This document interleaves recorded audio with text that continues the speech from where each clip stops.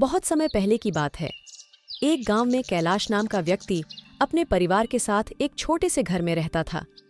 उसके परिवार में माता पिता और 5 भाई थे।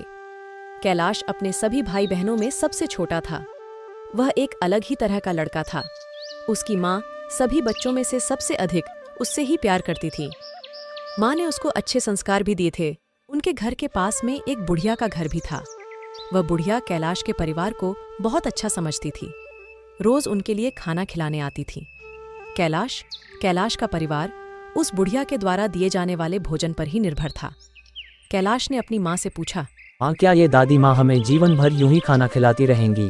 पता नहीं बेटे, अब तो भगवान ही मालिक है। कैलाश ने अपने पिताजी से कहा, पिताजी, मुझे बहुत भूख लगी है, मुझे खाना चाहिए। पिताजी, मुझे खाना ला कर दो ना, मुझे बहुत भूख लग रही है। तब उसकी बात सुनकर उसके पिता ने खाने का इंतजाम करने का फैसला लिया। हाँ बेटे, करता हूँ खाने का कोई इंतजाम। इतना कहकर उसके पिता काम करने के लिए निकल जाते हैं। बहुत मेहनत करने के बाद शाम के वक्त उन्हें थोड़ा ही खाना मिल पाया था, लेकिन उनके परिवार में तो ज्यादा सदस्य थे। वह भोजन सभी के लिए पर्याप्त नहीं था। तब उसके पिता ने सबसे छोटे 3 बच्चों को खाना खिलाने की सोची। केवल 3 बच्चों को ही भोजन मिल पाया।